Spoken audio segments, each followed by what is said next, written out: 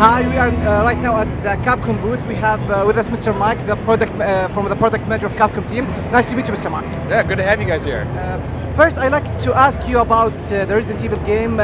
How will you, if you recall, the first Resident Evil was depending on horror. Now it's became more action.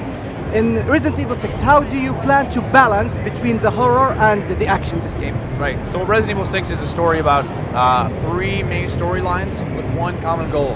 To stop the C-virus outbreak, the bioterrorist attack. We've got Chris Redfield, Leon S. Kennedy, and Jake Mueller, who's actually the son of Albert Wesker, series villain, all with their own separate campaigns. So it's three separate campaigns.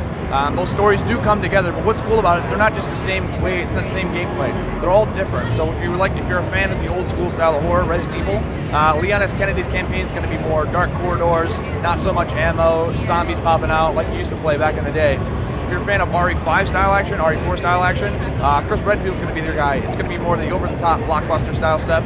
And if you're a fan of something, you want something new to Resident Evil, we've got the Jake Mueller campaign, which is actually going to be a little bit of both, and a little bit of what we call pursuit gameplay. If you remember the old Resident Evil games with Nemesis in it, big monsters chasing after you all the time, that's a little bit of Jake's chapter too. So.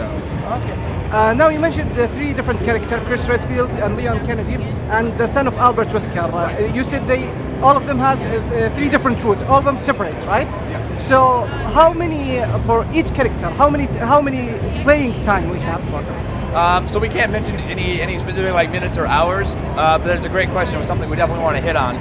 Each one is not just a couple of missions. It's not like 1/3 of the story is going to be Jake, 1/3 of the story is going to be Chris, and the other one's going to be Leon.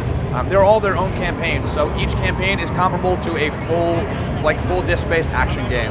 So that's how we're doing it. It's a ton of content for each character. Okay, the last question.